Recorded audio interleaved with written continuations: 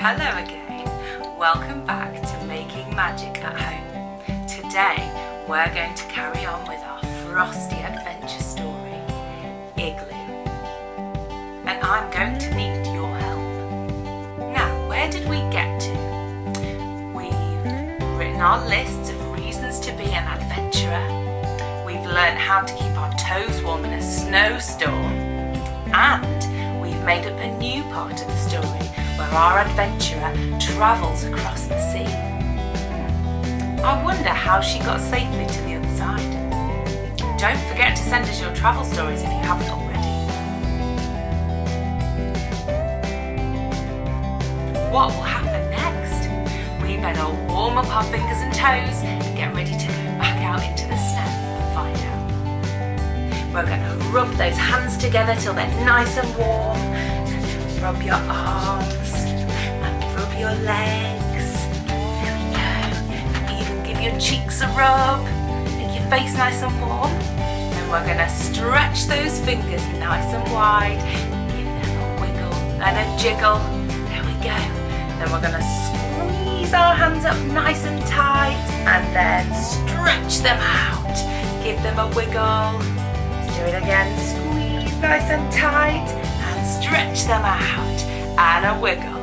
One more time. Squeeze and stretch and wiggle. Lovely, nice warm fingers. Now we need to warm up our toes. First we're going to stretch them out as much as we can. Nice big stretch and a wiggle. And then we're going to scrunch them up as tight as we can and stretch. Give them a wiggle and stretch into a ball and stretch. One more time. Scrunch and stretch. Give them a wiggle. And this time we're going to stretch and warm up our whole body. So we're going to curl up into a ball. Nice and tight. Give yourself a squeeze and then stretch as long as you can. Stretch and a wiggle. A ball as tight as you can. Give it a squeeze and then stretch. Give it a wiggle. Shall we do one more great big stretch like a starfish? 1, 2, 3, stretch and wiggle. Brilliant. And once we've pulled on our socks and our gloves, our hat and our scarf, we're ready to go. After arriving safely after a very eventful journey, our adventurer was glad to have her feet back on the ground. Hang on a minute. Our story is missing something very important. Our adventurer doesn't even have a name yet. In fact, we don't know very much about her at all. I know. Do you think you could help us find out more about our adventurer? Maybe, as well as giving her a name, you could tell us what her favourite food is, or if she has any pets, or if she's grumpy in the mornings. If you pause the video here, you can go on our website and find this picture of our adventurer. You could print it off and colour it in, or you could draw your own picture and write down all the things about our adventurer. And most importantly, don't forget to give her a name and write it on the top.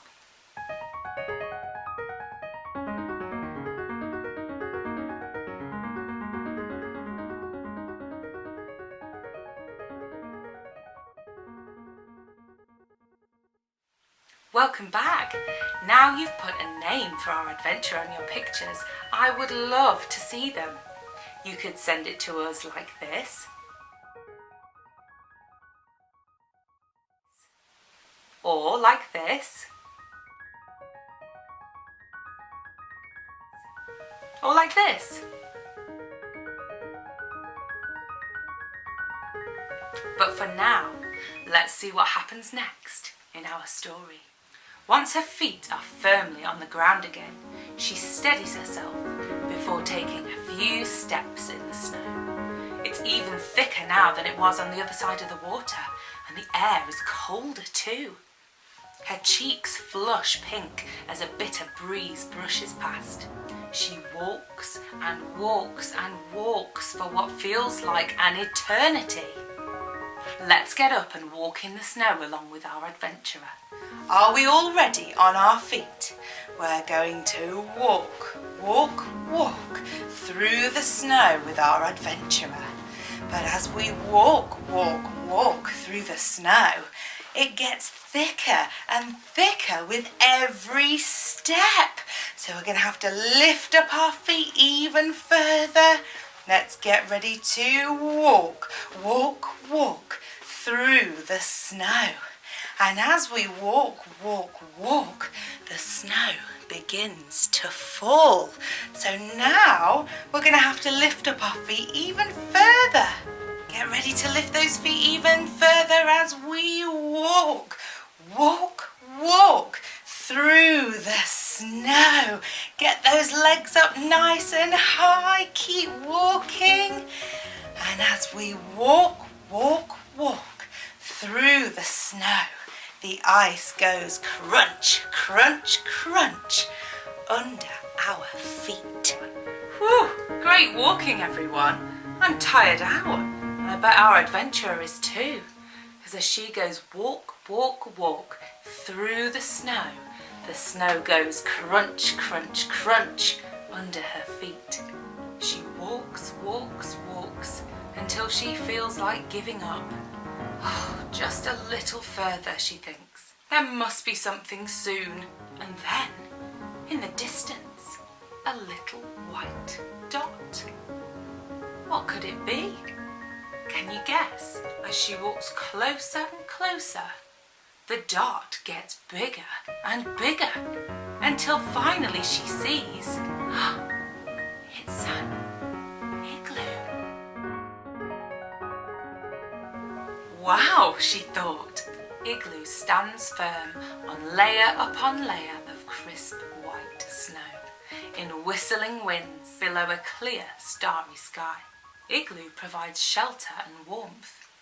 But to who? There's no one around, as far as the eye can see. The sun beats. Not as warm as the sun that creeps across the garden lawn on a summer's day at home. The air still hits cold on the roof of her mouth as she breathes deeply.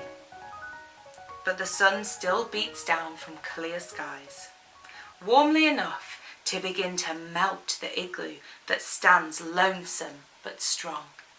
She goes closer.